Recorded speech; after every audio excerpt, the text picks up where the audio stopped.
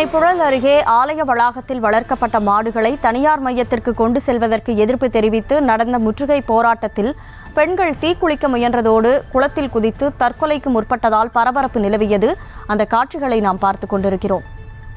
கூடுதல் விவரங்களோடு செய்தியாளர் கார்த்திகேயன் இணைப்பில் இருக்கிறார். வணக்கம் கார்த்திகேயன், என்ன நடந்தது, முழு விவரம்? பிற்பகல் வணக்கம் கனிமொழி. சென்னை புழல் அருகே ஆலய வளாகத்தில் வளர்க்கப்பட்ட மாடுகளை தனியார் மையத்திற்கு கொண்டு செல்வதற்கு எதிர்ப்பு தெரிவித்து பொதுமக்கள் தற்போது முற்றுகை போராட்டத்தில் ஈடுபட்டு வருகின்றனர். அதில் 2 பெண்கள் தற்கொலைக்கு முயன்றதால் அந்த பகுதியில் தற்போது ஒரு பரபரப்பான சூழல் ஏற்பட்டுள்ளது.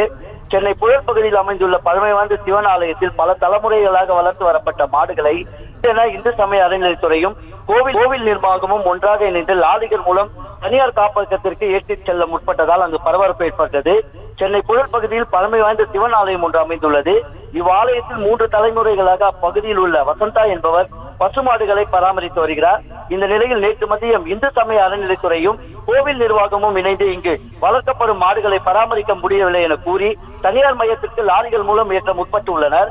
அப்பொழுது இதற்கு எதிர்ப்பு தெரிவித்து அப்பகுதி மக்கள் முற்றுகை போராட்டத்தில் ஈடுபட்டுள்ளனர். இதனை அடுத்து காவல்துறைக்கு தகவல் தெரிவிக்கப்பட்டு காவலர்கள் அங்கு வரவழைக்கப்பட்டனர். இதனால் அங்கு ஒரு பரபரப்பான சூழல் ஏற்பட்டது. மேலும் காவலர்கள் முற்றுகை போராட்டத்தில் ஈடுபட்ட பொதுமக்களிடம் பேச்சுவார்த்தையில் ஈடுபட்டு மாடுகள் ஏற்றுவதை தடுத்து நிறுத்தப்பட்டுள்ளதாக கூறப்படுகிறது. இந்த நிலையில் இன்று காலையில் காவல்துறையின் உதவியுடன் உரிய ஆவணங்கள் பெற்றுவிட்டதாக கூறி சுமார் அந்த ஆலயத்தில் இருந்த 15க்கும் மேற்பட்ட மாடுகளை லாரியில் ஏற்றி ஓட்டேரியில் அமைந்துள்ள கோசா என்ற தொண்டு நிறுவனத்திற்கு அனுப்பி வைத்துள்ளனர்.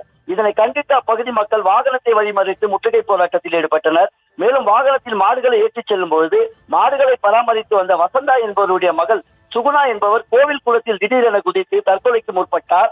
காவல்துறையினர் அவரை தடுத்து நிறுத்தி மீட்டு அவரிடம் சமாதான பேச்சுவார்த்தையில் ஈடுபட்டனர். மேலும் சம்பவம் குறித்து தகவல் அறிந்த மாமன்ற உறுப்பினர் சேட்டு என்பவரும் சம்பவ இடத்துக்கு விரைந்து வந்து ஆலய நிர்வாகிகள் மற்றும் பொதுமக்களிடமும் பேச்சுவார்த்தையில் ஈடுபட்டார். இது குறித்து உயர் அதிகாரிகளிடம் கலந்து ஆலோசித்து மீண்டும் ஆலயத்திற்குள் மாடுகளை கொண்டு வருவதற்கான பணிகளில் ஈடுபடுவோம் என பொதுமக்களிடம் மாமன்ற உறுப்பினர் உறுதியளித்தார். உடனடியாக இது குறித்து தகவல் அறிந்த மாதவரம் துணை வட்டாட்சியர் சம்பவ இடத்திற்கு வருகை தந்து பொதுமக்களிடம் பேச்சுவார்த்தை நடத்தி மீண்டும் அந்த மாடுகளை ஆலய வளாகத்திற்குள் அனுமதித்து வளர்த்துக் கொள்வதற்கான அனுமதியை பெற்றுத் தருவதாக கூறியதை அடுத்து தற்போது இந்த முற்றுகை போராட்டமானது கைவிடப்பட்டுள்ளது. கன்னிமொழி, கள விவரங்களை வழங்கியதற்கு நன்றி கார்த்திகேயன். செய்திகளை உடனுக்குடனும் துல்லியமாகவும் தெரிந்து கொள்ள சப்ஸ்கிரைப் பண்ணுங்க.